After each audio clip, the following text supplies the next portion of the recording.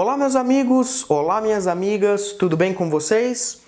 Finalmente nós chegamos aqui ao último vídeo da nossa playlist sobre fase decisória. Nesse vídeo nós vamos concluir a análise da coisa julgada. Mais especificamente, vamos concluir a análise dos limites da coisa julgada. Não sai daí que eu volto já já.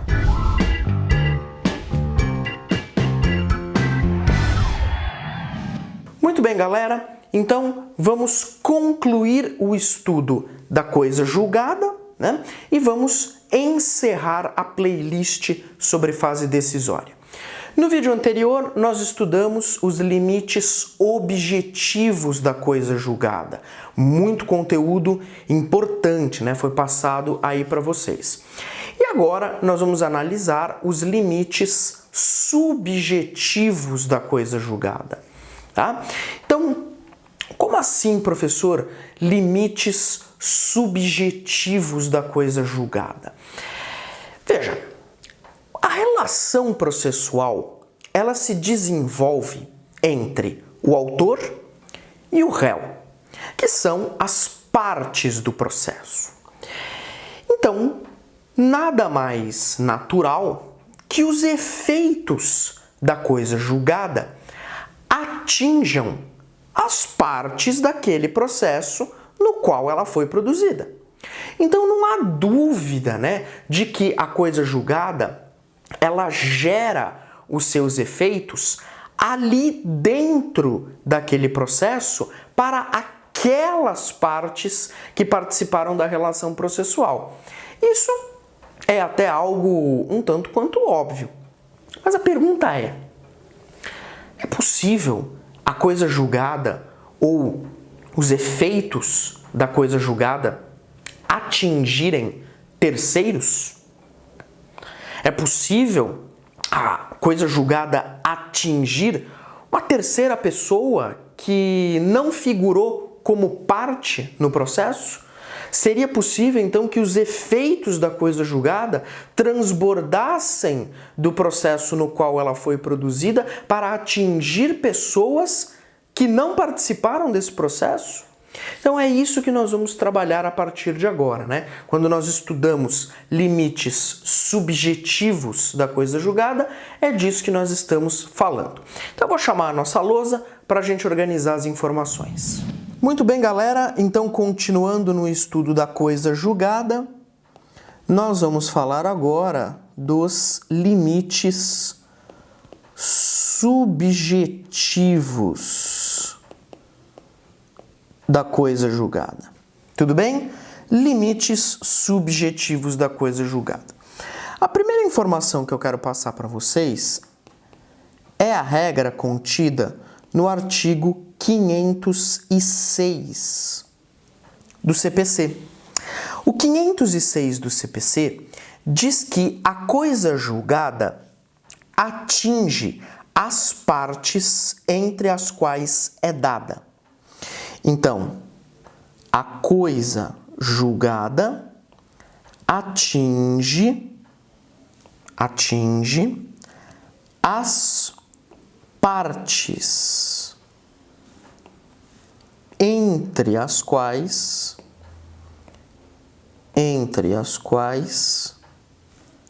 é dada. Então essa é mais ou menos aí a redação do artigo 506 do CPC. Então, o processo se desenvolveu entre A e B. A é o autor, B é o réu.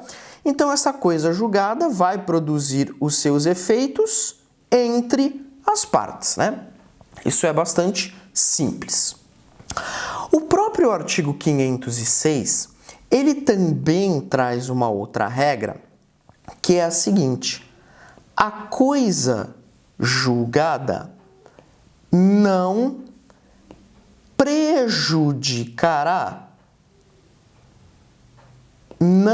prejudicará terceiros. E nós já vimos, inclusive, lá na nossa playlist de intervenção de terceiros do processo, nós vimos que o terceiro, o conceito de terceiro é um conceito por exclusão, porque o terceiro é aquele que não é parte no processo.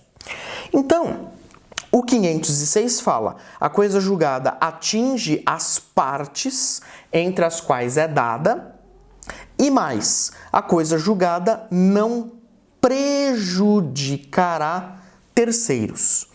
A regra, sem sombra de dúvida, é bastante lógica, porque se um terceiro que não fez parte, um terceiro que não integrou a relação jurídica processual, se esse terceiro pudesse ser prejudicado pela coisa julgada, isso seria uma baita de uma injustiça.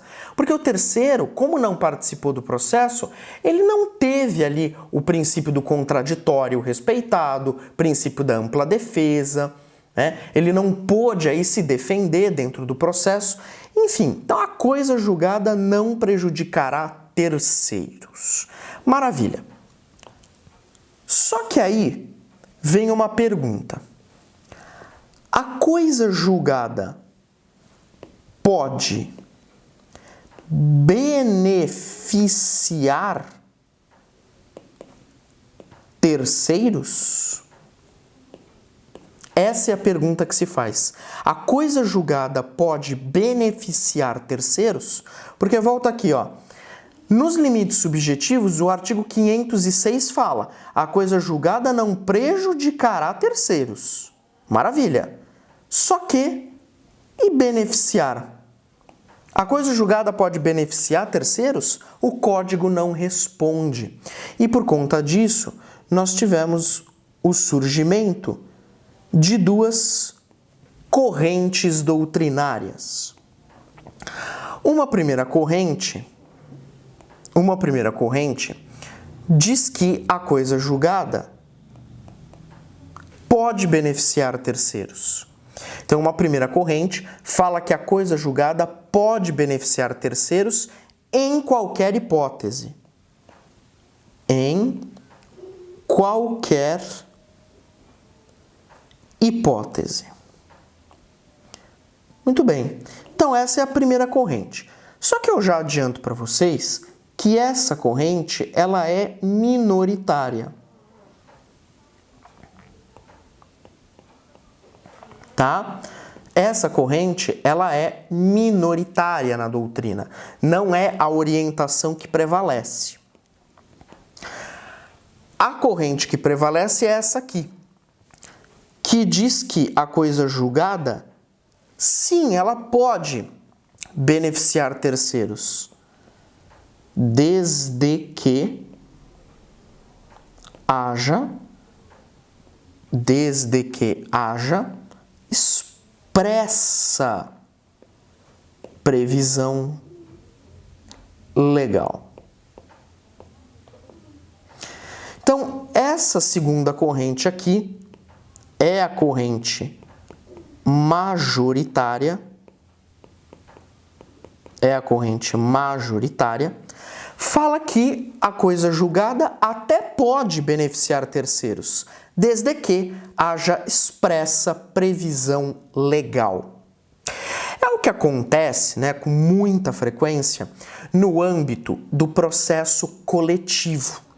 Então, se nós pegarmos o processo coletivo, as ações coletivas, né, principalmente ali o artigo 104, então um exemplo seria o artigo 104 do CDC, do Código de Defesa do Consumidor, o artigo 104 do CDC, do Código de Defesa do Consumidor, seria um exemplo, né, em que eu posso ter a coisa julgada beneficiando terceiros, tá?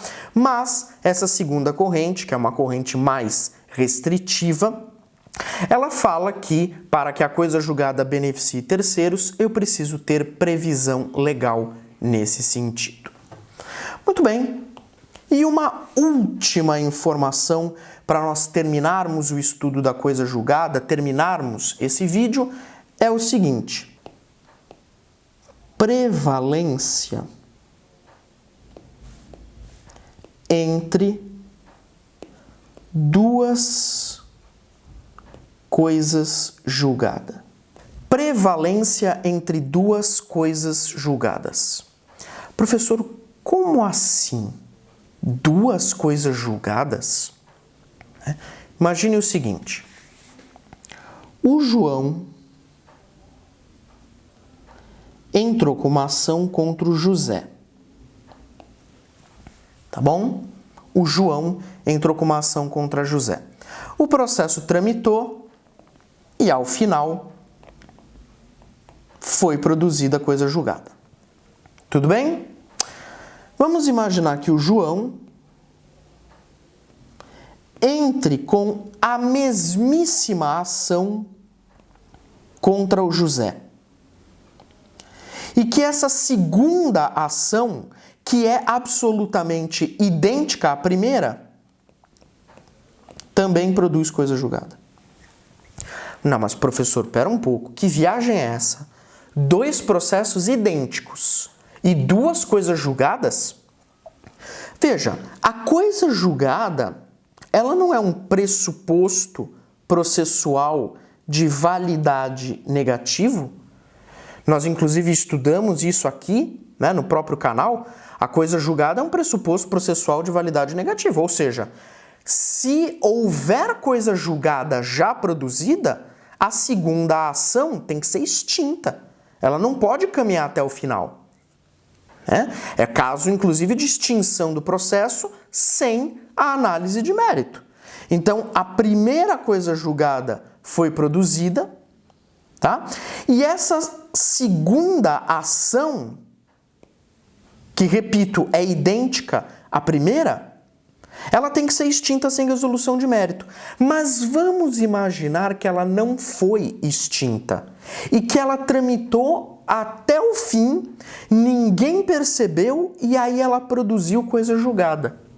E aí eu pergunto, qual das duas coisas julgadas deve prevalecer? Bom, eu já adianto para você que o CPC não responde esse problema, tá? Não responde essa pergunta. E, aliás, é uma baita pergunta, né? Um problema aí realmente complicado. Qual das duas coisas julgadas deve prevalecer? Bom, seguinte, talvez o que você esteja pensando seja o mais lógico, mas muito provavelmente não é o que aconteceu na prática, tá? Por quê? Porque no final do ano de 2019, o STJ se pronunciou sobre o tema. E o STJ disse que é a segunda coisa julgada que deve prevalecer. Veja, eu não concordo com essa posição. Aliás, vários doutrinadores, vários processualistas também não concordam, tá? No ano de 2015, o ministro Herman Benjamin já tinha entendimento de que a segunda coisa julgada é que deveria prevalecer. Então, em 2015, né, o ministro Herman Benjamin já sinalizou qual era o posicionamento dele.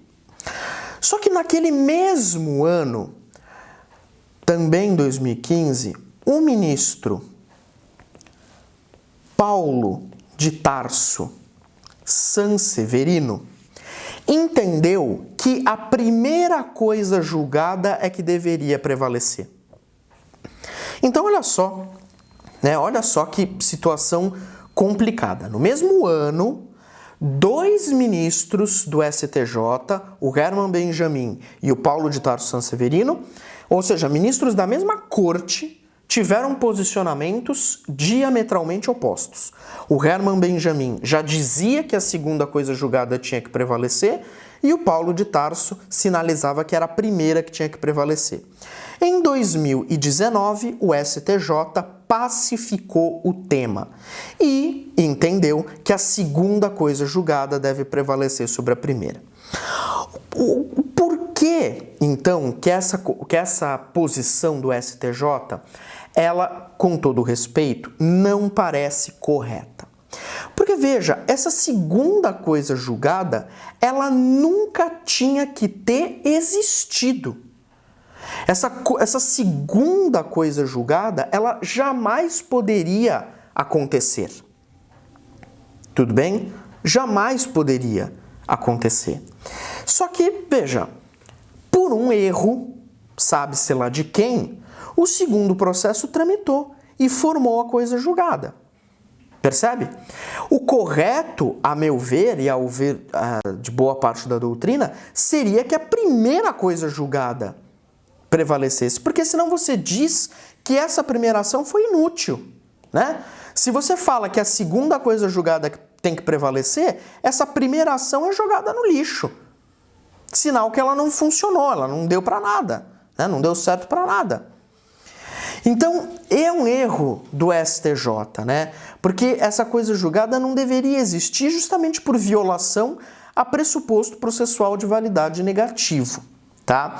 Ah, professor, mas veja bem, a segunda coisa julgada, ela foi produzida. Essa segunda coisa julgada, ela não deveria ser objeto de ação rescisória? Resposta: sim. Essa segunda coisa julgada aqui, ela pode ser objeto de ação rescisória. Na verdade, deve ser objeto de ação rescisória. E aí, em sede de ação rescisória, você pode tentar desconstituir essa segunda coisa julgada, tá? Porque ela violou a primeira. Mas imagine que já passaram os 2 anos da rescisória. Tudo bem? Então, esse caso que nós estamos falando aqui é quando o prazo da rescisória já passou. Porque quando ainda estiver dentro do prazo da rescisória, eu entro com a rescisória contra a segunda coisa julgada, afirmando que ela violou a primeira. E aí eu tento desconstituir essa segunda. Só que naqueles casos em que passou os 2 anos da rescisória e ninguém viu, só foram ver depois dos 2 anos, aí que entra esse posicionamento do STJ dizendo que a segunda coisa julgada deveria prevalecer. Meus amigos, terminamos aqui o nosso vídeo, terminamos mais uma playlist aqui do canal. Então, playlist sobre fase decisória está concluída. Tudo bem? Com isso, eu me despeço, mas não sem antes agradecer a todos vocês pela paciência, pela audiência, né? E quero reforçar aí o pedido. Se você gostou dos vídeos, se você gosta do conteúdo que a gente apresenta, ajuda a gente a crescer, se inscreve no canal, curte o vídeo, né? Dá aí o seu like. Se você é fã de processo civil, ativa aí as notificações do sininho para sempre que tiver vídeo novo aparecer e continua aí acompanhando a gente, porque nós ainda teremos muito conteúdo de processo civil. Forte abraço e bons estudos!